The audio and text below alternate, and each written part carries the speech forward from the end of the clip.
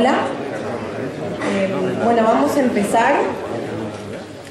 Bien, vamos a empezar con esta sesión dedicada a repensar el comunismo, para la cual contamos con la presencia de Jacobo Muñoz y de Jaime Pastor. Tenemos que anunciar que lamentablemente Julio Anguita no va a poder estar presente por problemas de salud, así que bueno, desde acá simplemente esperamos que se recupere y paso a presentar a los ponentes que hoy sí que pueden estar acá y que componen esta mesa en la que se intentará repensar el comunismo. Bien, Jacobo Muñoz Veiga es doctor en Filosofía y Letras por la Universidad de Barcelona y catedrático de Filosofía en la Universidad Complutense de Madrid.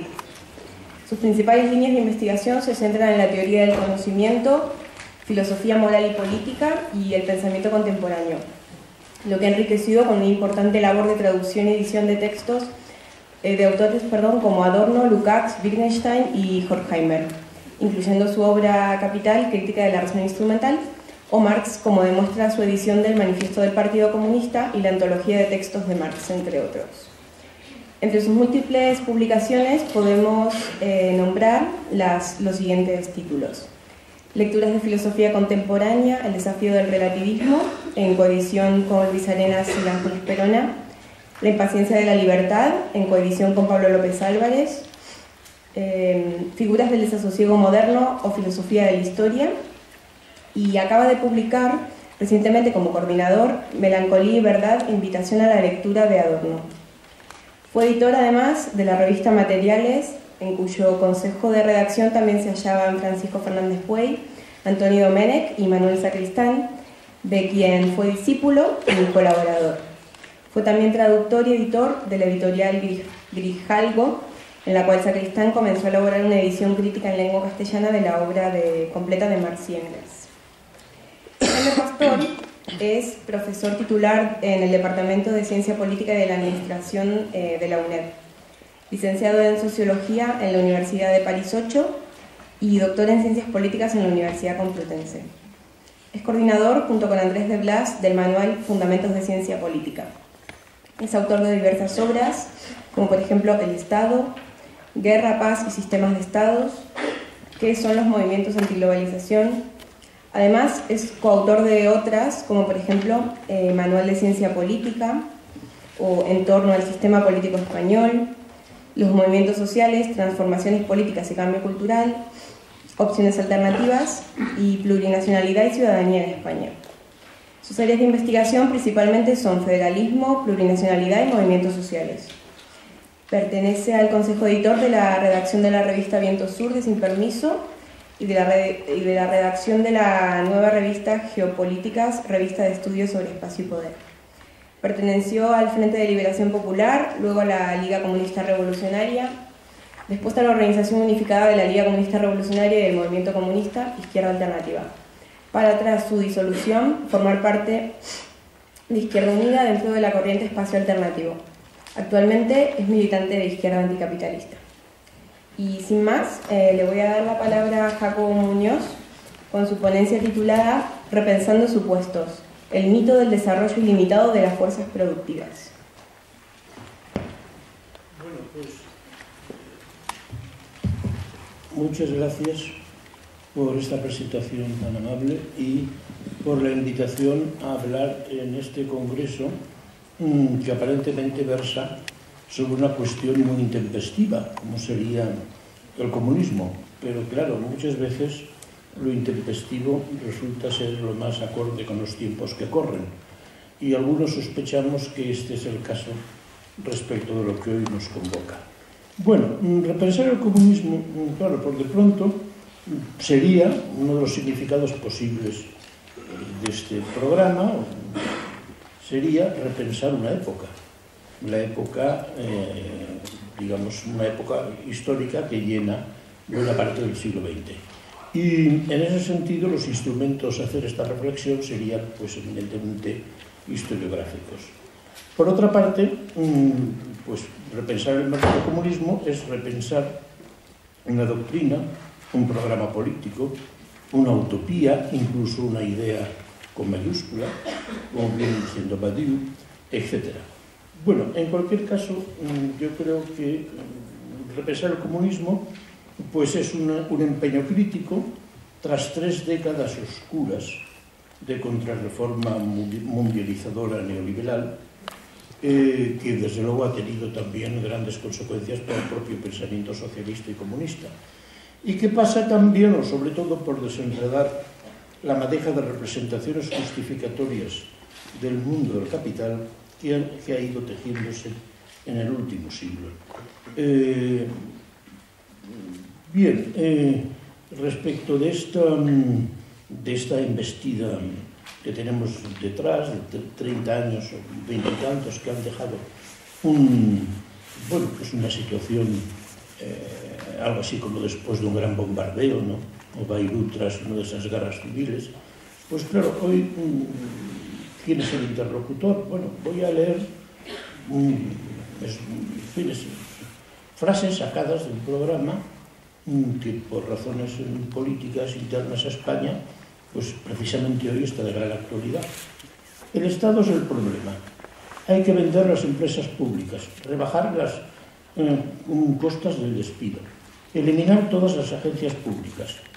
Hay que cambiar el sistema de financiación de las pensiones e introducir libertad de mercado en un grado mucho mayor que el actual de la economía.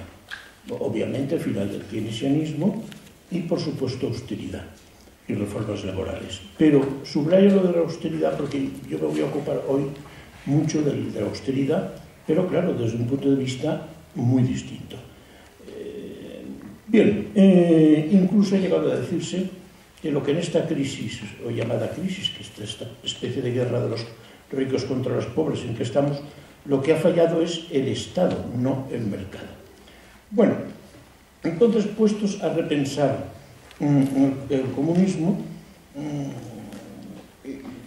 sistemáticamente sobre todo, pero también con algunas calas en lo histórico, creo que esto pasaría por ocuparse de algunos interrogantes actuales. Podríamos preguntarnos, por ejemplo, ¿sirve Marx, o mejor, sigue sirviendo Marx para entender el mundo actual? Y en caso positivo, ¿con qué rectificaciones o remodulaciones, si es que las precisa? Este es el sentido de la revisión de supuestos. Claro, intentar ir respondiendo, por supuesto no en bloque, sino pieza a pieza, a esta cuestión. En segundo lugar, meditar, o mejor, seguir meditando y hacerlo más a fondo sobre el fracaso de la Revolución del 17 y en general de la Tercera Internacional, de sus ideales, de sus programas y de su realización.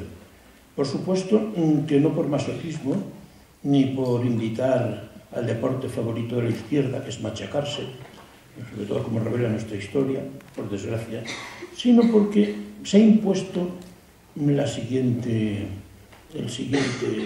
opinión, ha tenido un gran éxito desde hace ya tiempo, de alguien que ha sido maoísta, en fin, etcétera, etcétera, etcétera, que es Michel Foucault.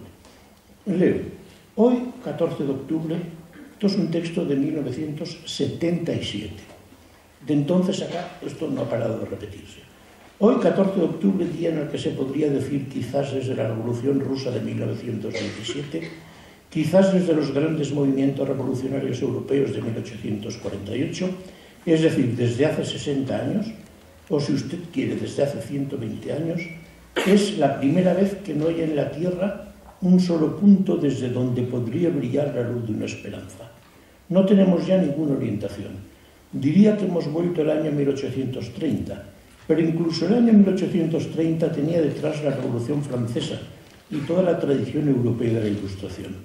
Tenemos que comenzar todo desde el principio y preguntarnos a partir de qué puede hacerse la crítica de nuestra sociedad en una situación en la que aquello en lo que nos habíamos apoyado implícita o explícitamente para realizar la crítica, en una palabra, la importante tradición del socialismo debe ser cuestionada en lo fundamental, ya que todo lo que ese socialismo ha producido históricamente resulta condenable.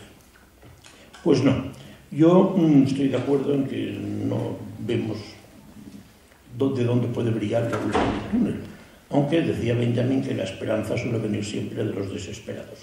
Pero en lo que hace la historia del socialismo, Pues yo creo que habría que adoptar una actitud distinta, spinoziana. Ni reírse de, ni condenar así sin más, ni detestar, sino comprender.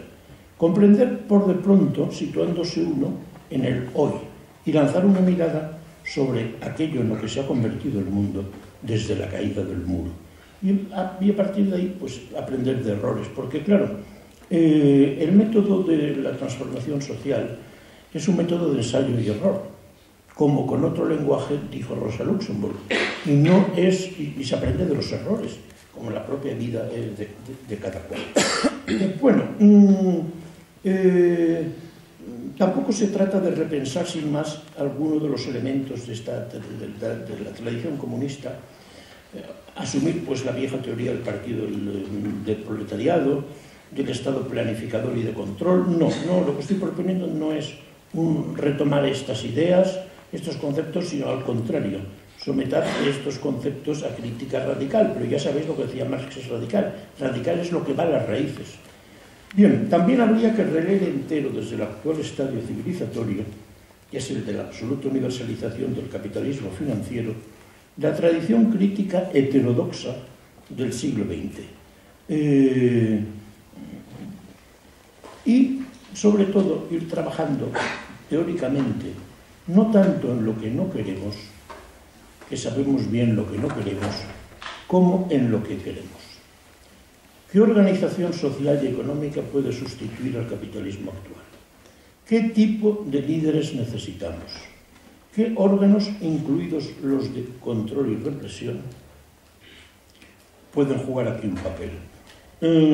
Marx, en una de las pocas veces que habló del futuro socialista o el futuro en el que rigieran otras relaciones de producción que las capitalistas, es decir, en la crítica del programa de Gotha, libro del que voy a leer unos pasos, habla de transformaciones largas y dolorosas. Bueno, esto los críticos siempre han hablado de que esto son las apelaciones a la violencia, etcétera, etcétera. Yo, sí, la violencia es un gran tema y que no voy a tratar, pero que creo que hay que pensarlo también. Pero aunque no lo tratemos, lo padecemos, porque ya me diréis si 600 euros al mes por 10 horas diarias de trabajo no son un extremo de violencia extrema.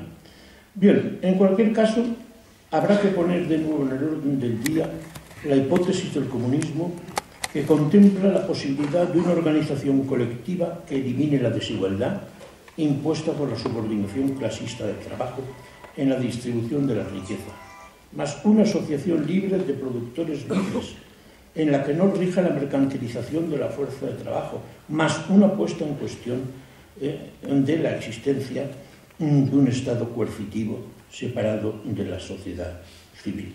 Bueno, entonces, insisto en lo que dije antes. En cualquier caso, creo que tenía mucha razón Rosa Luxemburg cuando dice que solo la experiencia puede corregir y descubrir nuevas vías. Habrá que descubrir nuevas vías y habrá que plantearse desde qué experiencia.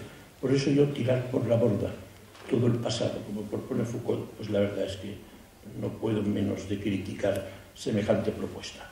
Bueno, y entro en unas cuantas definiciones de comunismo.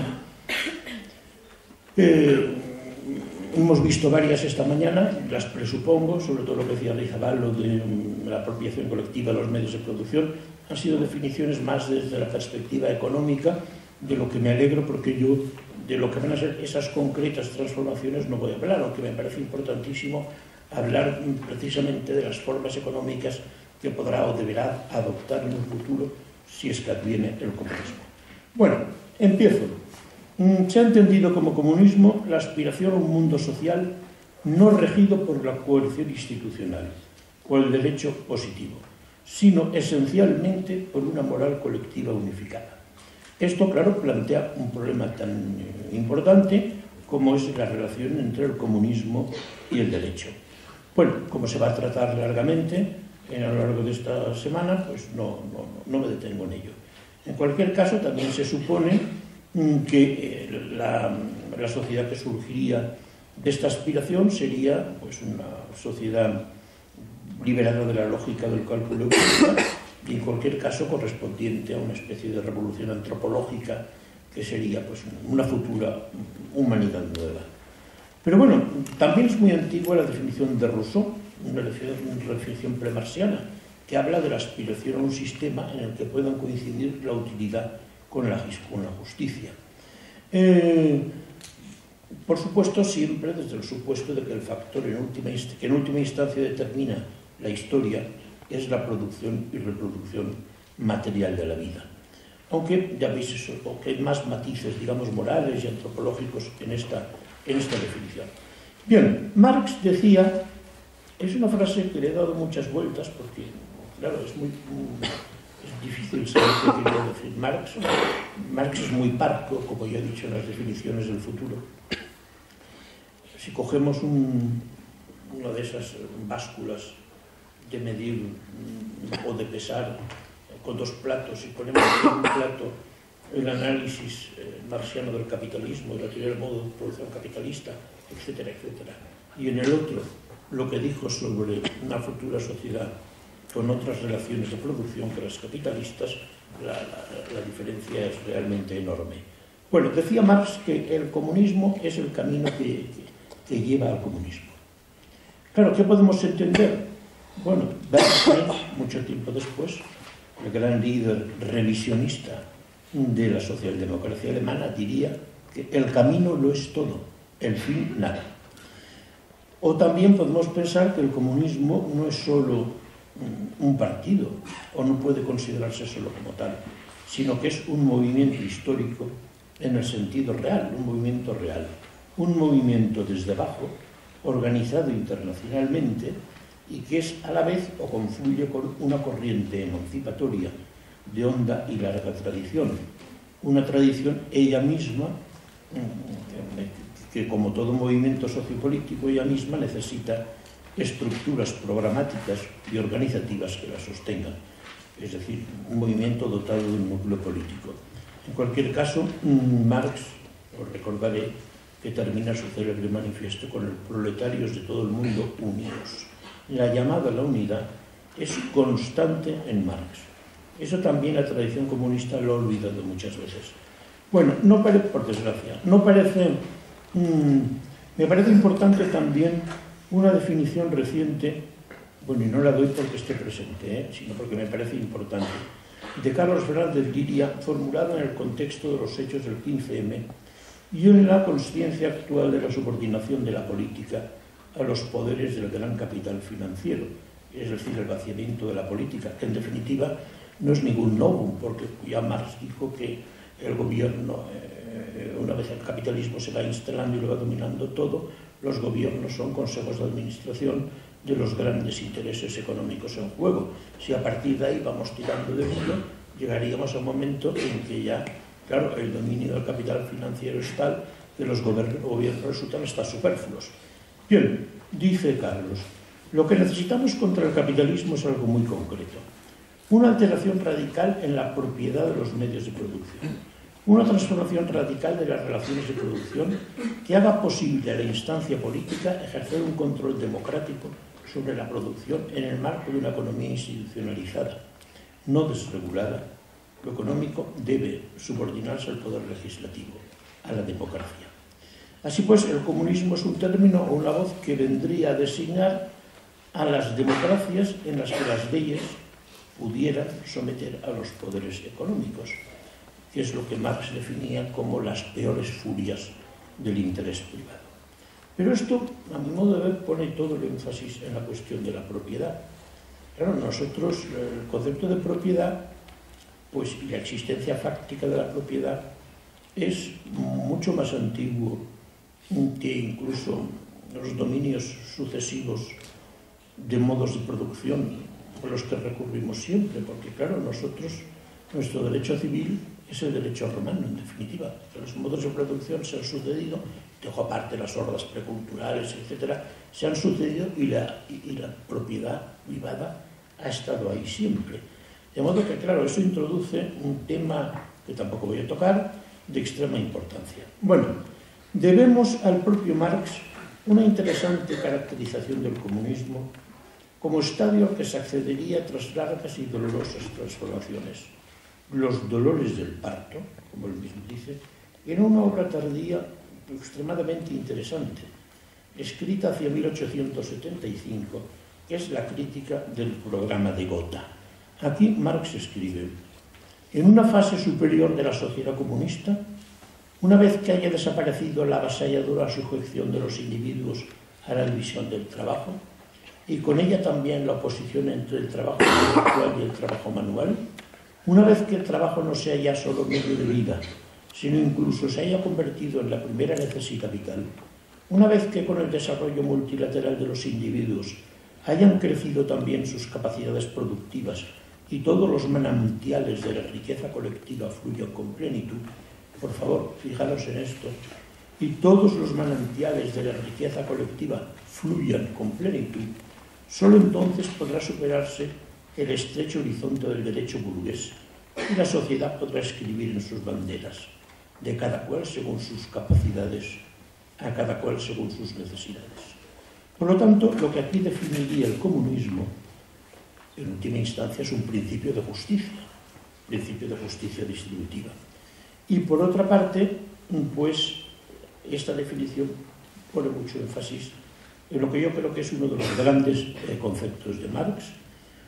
Marx tiene grandes conceptos que no han sido tan desarrollados, el de producción, por ejemplo, y desde luego el de necesidades. La cuestión de las necesidades es decisiva, como intentaré razonar luego. Bueno, pues ya he dicho que había que poner el énfasis en esta cuestión de los manantiales de la riqueza colectiva que fluirán con plenitud. ¿Qué es lo que aquí se está sosteniendo? Entre otras muchas cosas, pero de cara a la estrategia de mi intervención de hoy, pues el expansionismo. Un expansionismo en teoría ilimitado. Pues bien, Marx hizo suyo este expansionismo en una época en la que aún podía pensarse que este expansionismo tenía consecuencias, digamos, positivas para la clase obrera. Ya en el Manifiesto Comunista, desde luego, pues los elogios de Marx son bastante impresionantes a este expansionismo capitalista. Y leo del Manifiesto Comunista otro paso, un paso.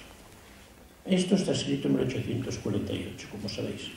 En su dominio de clase, que cuenta apenas con un siglo de existencia, la burguesía ha creado fuerzas productivas más masivas y colosales que todas las generaciones pasadas juntas. Sometimiento de las fuerzas de la naturaleza, maquinaria, aplicación de la química a la industria y la agricultura, navegación a vapor, ferrocarriles, telégrafos eléctricos, rotulación de continentes enteros, apertura de los ríos y la navegación, poblaciones enteras como surgidas de la tierra. ¿Qué siglo anterior pudo sospechar siquiera que tales fuerzas productivas dormitaran en el seno del trabajo social? Fuerzas productivas despertadas por el capitalismo. Bueno, en la crítica del programa de Gotha, el expansionismo elegido, como hemos visto, ya no es el vinculado, el expresamente vinculado a las nuevas relaciones de producción, a las capitalistas, sino que Marx proyecta este expansionismo al futuro, o digamos que se mantiene dentro de una cierta continuidad. Bueno, y podríamos acabar este preámbulo con una definición tardía de Agnes Heller, la gran discípula de Lukács, que por desgracia, pues en un momento determinado, tuvo una caída en el caballo de Damasco y se convirtió algo así como alguna variante más o menos digna del neoliberalismo. Bien, valores válidos fundamentales que para Marx constituyen, según Agnes Heller, la sociedad comunista, entendida como una sociedad dinámica sin alienación.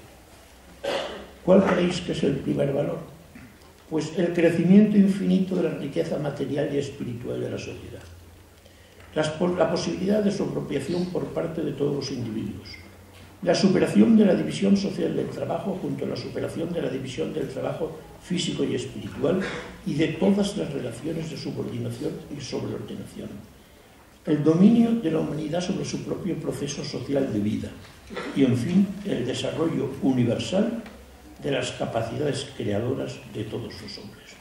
Bueno, un eco tardío del optimismo antropológico social de los Grundrisse, por ejemplo.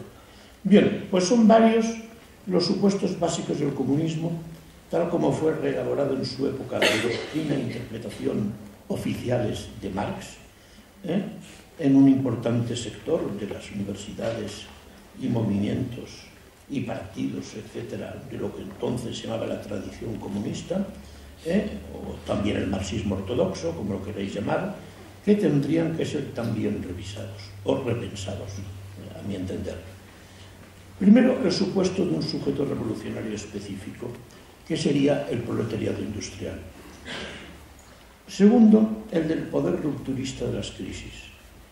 Las crisis se han revelado, al menos hasta hoy, no como una condición estructural animadora de la posibilidad subjetiva de lucha contra el capitalismo y para el derroque del mismo.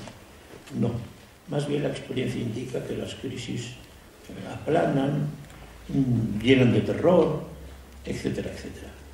Bien, en tercer lugar, el de la naturaleza primariamente económico-social de la perspectiva emancipatoria, que debe ser completada. Es decir, eso lo tuvieron claro algunos sectores del 68, con aquel lema tan bonito, que recordaréis: no basta con cambiar el mundo, hay que cambiar la vida. Bien, en cuarto lugar, la tesis de que el capitalismo lleva en sí los gérmenes de su propia destrucción. Hay que repensarlo, porque es posible que sí que los lleve efectivamente, pero no en el sentido que pensó la Tercera Internacional y los teóricos del derrumbe.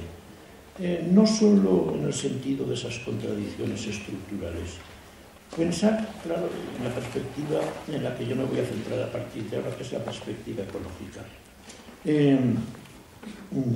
Jameson, que es un marxista notable, de los que intentan repensar cosas, ha dicho que hemos llegado a un punto en el que para la inmensa mayoría de la población parece más plausible el final del mundo por un derrumbe y una catástrofe de factores ecológicos unidos, catástrofes ecológicas unidas, que la sustitución del capitalismo por el comunismo. Bien, en cualquier caso, también lo que creo que ha hecho crisis es el siguiente supuesto, un supuesto famosísimo, ¿verdad?, que tomo del no menos famoso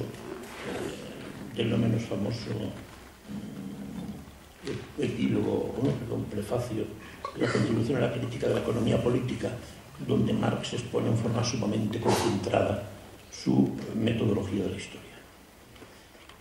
Durante el curso de su desarrollo, las fuerzas productoras de la sociedad entran en contradicción con las relaciones de producción existentes, lo cual no es más que su expresión jurídica con las relaciones de propiedad, en cuyo interior se habían movido hasta entonces. De formas de desarrollo de las fuerzas productivas que eran, estas relaciones se convierten en trabas de estas fuerzas. Entonces se abre una era de revolución social. Bueno, yo aquí lo que creo es que, claro, Marx, aunque los marxistas estructuralistas conceden muy poca importancia a la historia, Marx tenía una conciencia histórica muy profunda y ofició de historiador. Bueno, yo creo que es el fundador de la historia como ciencia, sin más. Bien, nada menos, ¿verdad? Bueno, pero en cualquier caso, él estudió muy profundamente el paso del feudalismo al capitalismo. Y evidentemente, si pensamos que el feudalismo eran sociedades sumamente reguladas, con muchos privilegios, muchos controles, con grandes cantidades de pesos y medidas y monedas distintos, en las que todo llamaba a una economía extática, lógicamente esas relaciones feudales de producción coartaban mucho la expansión que necesitaba la nueva clase social, la burguesía, que es, claro, aplanar y allanar totalmente el terreno para poder avanzar sin trabas. Y sí, ahí sí que creo que podía hablarse de una contradicción en ese sentido. Ahora, ya pensar que tenemos que tender a un tipo de sociedad comunista en la que ya para el desarrollo ilimitado de las fuerzas productivas no haya traba alguna, eso es lo que yo ya tengo a estas alturas a estas alturas, desde luego, dudas,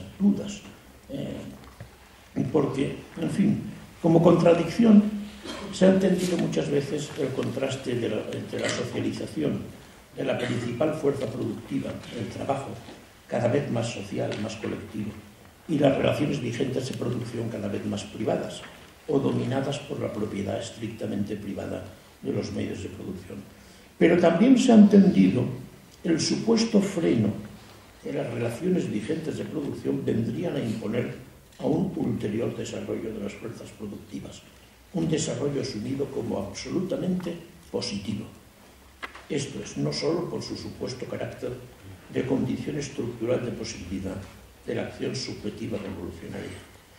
El desarrollo que han experimentado estas fuerzas productivas desde la muerte de Marx y Engels, por un lado, y la conversión creciente de la ciencia en fuerza productiva directa, que ha acentuado el carácter destructivo de algunas de esas fuerzas científicamente potenciadas, obliga desde luego a repensar esta tesis. Es más, no dejan de haber hoy voces autorizadas que razonan, incluso chocando frontalmente con la arraigada conciencia de la ecuación desarrollo y bienestar, la necesidad de renunciar en cualquier programa, no ya emancipatorio, sino simplemente preocupado por la supervivencia de la especie, el expansionismo propio, la renuncia al expansionismo propio de nuestro modelo civilizatorio. Bueno, pues voy a considerar, ya que nos hemos puesto a hablar de cuestiones intempestivas, pues voy a considerar una propuesta límite. De las propuestas límite y de las situaciones límite, generalmente se aprende mucho, como los ejemplos. A mí, sobre todo cuando se rozan cuestiones éticas, políticas, etc., me gustan mucho los ejemplos brutales, porque son en los que las cosas quedan más claras, realmente más claras. Y aquí voy a comentar, a la vista de que hay que renunciar a este supuesto, que es una tesis que ha ganado ya cierto relieve. Esta tesis que voy a exponer hoy, ahora, que es de Wolfgang Hallig, en su obra Un comunismo sin crecimiento, Babeuf y el Club de Roma, un libro que tuvo su impacto cuando fue publicado en los últimos años, a finales de la década de los 70, y que luego entró en olvido, porque claro, lo que ahora estamos haciendo, algunos o todos, no sé, como me parece a mí, es ir repescando cosas que hace 30 años estaban muy en el orden del día. Pero es que nunca valoraremos suficientemente lo que han supuesto los últimos 20 años, las últimas 2 décadas, en cuanto a horadación del pensamiento marxista, socialista, etc. Bueno, Hallig sostenía en esta polémica obra, Comunismo sin crecimiento, coincidiendo con pensadores de otras tradiciones, anarquistas, ecologistas más o menos puros, o simplemente sociólogos radicales de la ciencia, que en el estadio civilizatorio en el que nos encontramos, las fuerzas productivas han alcanzado un nivel de desarrollo tal que no es posible pensar en un aumento aún mayor del mismo sin tomar en consideración la muy real posibilidad de unas consecuencias destructivas irreparables. Habría pues que renunciar al ideal del desarrollo ilimitado de las fuerzas productivas científicamente potenciadas, y así apuntando, entre otras cosas, a perspectivas como la del suicidio atómico de la humanidad. Hallig, bueno, y eso que esto está dicho antes de Chernobyl, antes de eso que ha pasado en Japón, etc., escribía. A partir de ahora, el proceso de acumulación de capital, que es el que realmente guía el proceso mismo de desarrollo de las fuerzas productivas del capitalismo, razón por la cual yo soy de los que piensan que el verdadero sujeto de la modernidad es el capital, sin más, choca con el límite último, absoluto, detrás del cual están ya al acecho los demonios de la aniquilación de la vida, de la autoaniquilación de toda vida humana. Sobre esta base, Hallig enuncia su tesis, una tesis sorprendente para muchos, incluso para casi todos, dada la evolución política de Occidente y el mundo en las últimas décadas, su tesis de la actualidad de la revolución, en cuanto a necesidad vital, no lógica ni filosófico-histórica, de la misma. Como recordaréis, esta tesis fue teórica y programáticamente formulada por Lenin en el 17, desde la expectativa de la inminencia de la revolución a escala mundial. Lenin murió en esta creencia. Luego sobrevino, como esta mañana se nos ha contado también, el socialismo en un solo país. Trotsky siguió fiel a la idea de la revolución mundial y, en cualquier caso, pues pasó ya a los marxistas occidentales, pasaron pues a hablar de la inactualidad de la revolución del 17, incluso como una revolución hecha contra el capital, porque no seguía el supuesto esquema metahistórico de Marx, o, bueno, el fracaso, en fin, hay un libro de Perry Anderson por ahí sobre el marxismo occidental como el marxismo del fracaso, etc. Bueno, en cualquier caso, el planteamiento de Harry, para quien, insisto, la revolución está a la orden del día, por razones, digamos, económico-ecológicas y civilizatorias, razones que se sitúan en el límite, el planteamiento de Harry es un ejemplo perfecto de objetivismo, de enfoque objetivista. Porque la tesis de Harry, según la cual la revolución comunista no es que sea ya, no ya socialista, sino comunista, está a la orden del día, es decir, es necesaria. En los países se basa, en los países industrializados, se basa en dos aspectos complementarios, relativos a las condiciones objetivas estructurales de posibilidad de la revolución, pero sin atender a la difícil cuestión del sujeto de esa revolución. Uno económico, que es el que ha citado del límite, que implica, claro, es el análisis marxiano de la revolución ampliada y de las crisis cíclicas.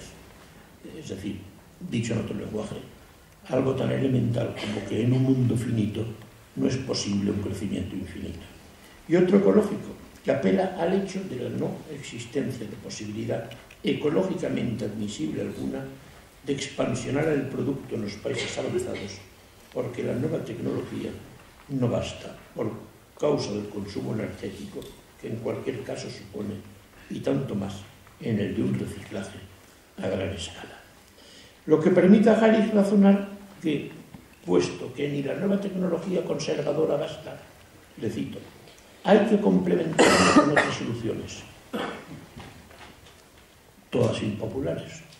La limitación del consumo y la limitación de la población, cosas ambas que, como el mismo reciclaje, se pueden realizar del modo más fácil y más humano en una sociedad socialista, más propiamente comunista, que es la única que permite combinar las medidas necesarias, por ejemplo el racionamiento, con el principio de la igualdad. Desde estos supuestos formula Harry, coherentemente con todo este planteamiento, su redefinición de la noción de comunismo. Bien, considero posible, dice, escribe, el paso inmediato al comunismo en el estadio ya alcanzado del desarrollo de las fuerzas productivas. Y a la vista de la crisis ecológica, el paso al comunismo me parece urgentemente necesario. Pero ya no creo que vaya a existir nunca una sociedad comunista que viva en sobreabundancia, una sociedad comunista que viva de una plenitud material como era aquella a la que los marxistas hemos aspirado hasta ahora. En este punto nos tenemos que corregir. Esa es pues la propuesta de Harry, un comunista alemán de la República Democrática Alemana ya desaparecida. Paso del comunismo como libertarismo en la abundancia a comunismo como un igualitarismo en la escasez, que sin duda exigirá o impondrá necesariamente, es decir, para imponer esa igualdad en la escasez, una dosis no desdeñable de autoritarismo. Por eso, algún crítico de Harry ha hablado de comunismo ecológico autoritario. En cualquier caso, la corrección del tradicional programa del comunismo de la abundancia por un comunismo sin crecimiento homoestático y en equilibrio conlleva una rectificación notable. Obliga a cambiar la nota esencial del concepto de comunismo, desplazando el acento del libertarismo, reino de la libertad, al igualitarismo, un igualitarismo autoritariamente garantizado.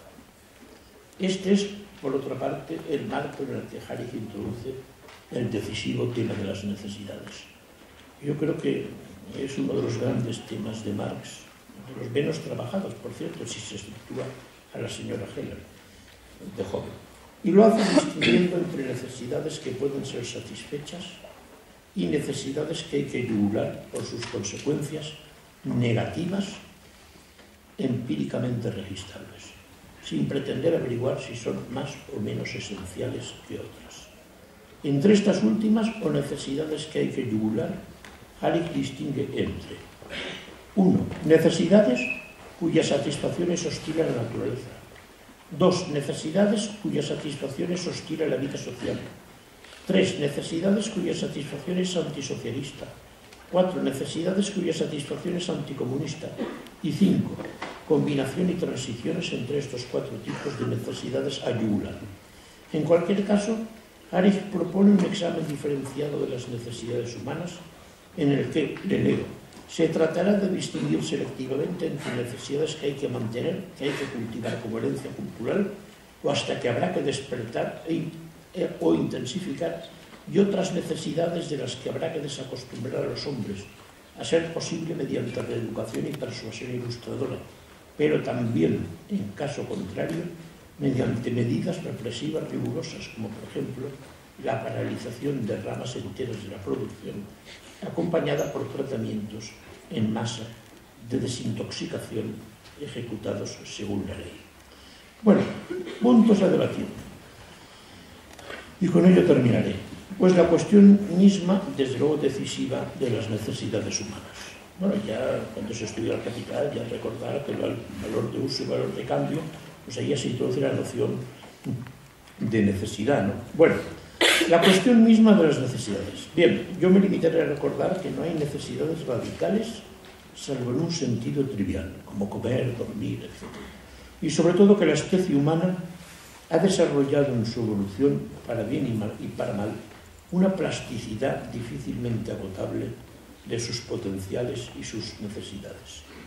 Razón por la que debemos reconocer que nuestras capacidades y necesidades naturales son capaces de expansionarse hasta la autodestrucción.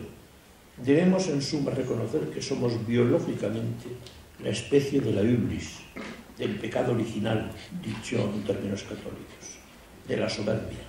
Somos la especie exagerada. Por otra parte, otro punto a debatir, el autoritarismo y la cuestión de la violencia.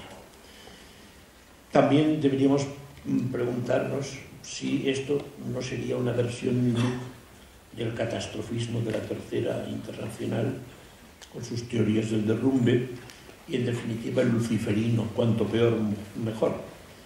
Después, claro, crecimiento cero. Hay que ser conscientes de que esto no es una propuesta que pueda sin más proponerse a las gentes sencillas, a eso que alguien llamaba las capas subalternas. Dado lo arraigado que está en las masas, la ecuación desarrollo y crecimiento por un lado y bienestar por otro. Pero bueno, recordemos que Benjamin ya dijo que lo revolucionario es echar el freno. Tal vez tuviera alguna razón. Todo ideal o modelo de civilización capaz de oficiar como un horizonte de expectativas para toda decisión de orden económico, político, social o cultural, deberá moverse en cualquier caso en el juego entre lo real y lo posible. Hay que partir de lo que hay y del elemento humano del que disponemos.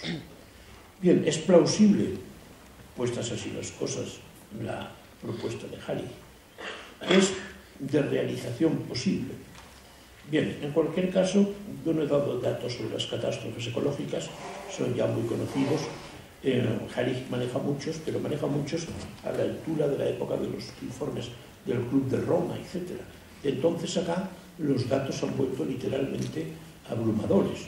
Entonces leo simplemente, termino, un comunicado oficial a partir de la cumbre aquella de Copenhague. La todavía reciente cumbre de Copenhague contra el cambio climático no condujo, como recordaréis, ni al compromiso de una verdadera política para la preservación del planeta, ni menos al inicio de una nueva política de desarrollo consciente de la imposibilidad de un crecimiento infinito en un mundo finito. Yo, desde luego, creo que sin ruptura del continuo histórico no creo que pueda llevarse a cabo un programa de este tipo. Por lo demás, no es posible seguir con el gigantismo, no es posible seguir con el expansionismo voraz. Hay que ir a la austeridad. Ahora bien, se nos habla mucho de austeridad en estos días, para advertirnos de que los más deberán seguir la austeridad en la que han sido educados desde hace siglos. Claro, por lo menos esta propuesta tiene la ventaja de que dice austeridad sí, pero para todos igual. Bueno,